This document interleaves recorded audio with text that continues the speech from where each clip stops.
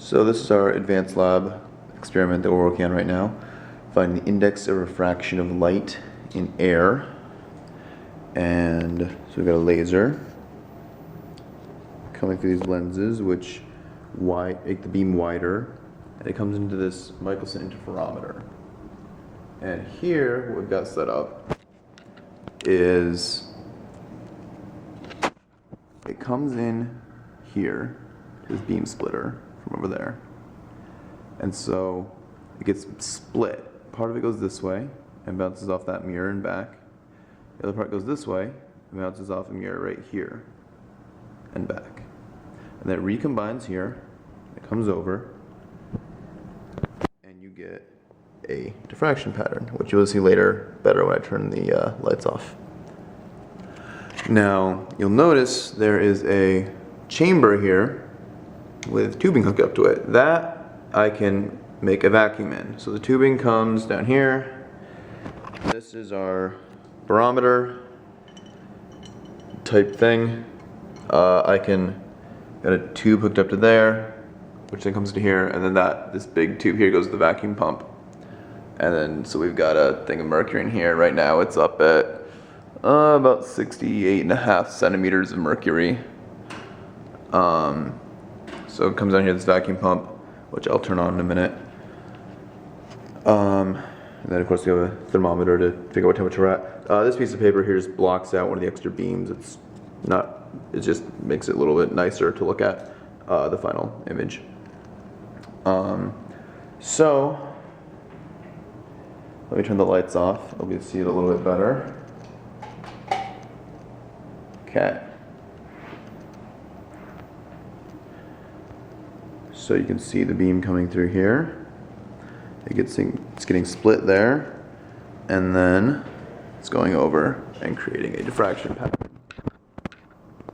And let me show you this. See these two knobs? You can kind of see them on the back of this mirror here. I can angle that mirror, and then over here, this contraption lets me adjust the length of the other arm.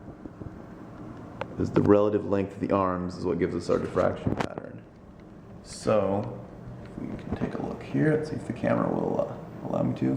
Because I just bumped it there. It's pretty sensitive. So I can angle that one mirror, and you can see it will move further away. So when we first set it up, I don't know if you can really see on the camera, but there's a lot of little tiny lines, and they look almost straight if you're far enough away from the center.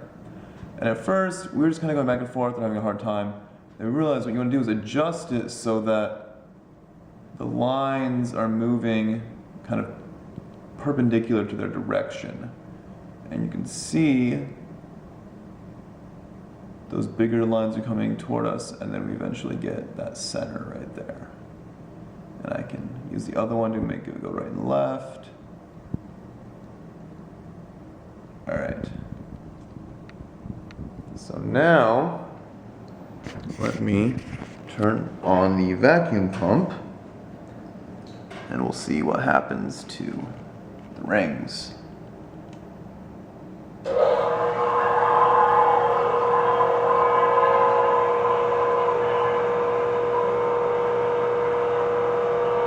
Alright, so now I'm in equilibrium.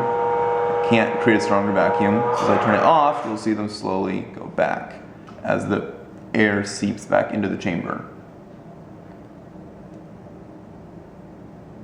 And so what we do is count the number of times this happens, and then, so what we did is every 5 times you get that center going from light to dark, or dark to light, however you want to think of it, we would look at the change in pressure. And from that, we can make graphs, and we can figure out what effect air is having on the light, because light travels at c, the constant c, the maximum possible velocity of anything, only in a vacuum. In air, it travels slower. So over here in this leg, it's traveling through air, and when I have this set up in a vacuum, it's traveling through a vacuum. So it's traveling faster through this leg than through this leg, and that changes the diffraction pattern over there. And I've got some stuff here so I can set up with different colors of lasers. I've got a violet, laser here and a green laser. But the red one's actually the easiest to see it with, and also that's the only one we have with a plug, so we aren't wasting batteries by playing around with that one for lots of the hours it took us to get this all finessed and set up. But yeah, that's pretty much it. It looks very sciencey because they're lasers and lenses and rings and things. So this is how one calculates the diffraction of light in air.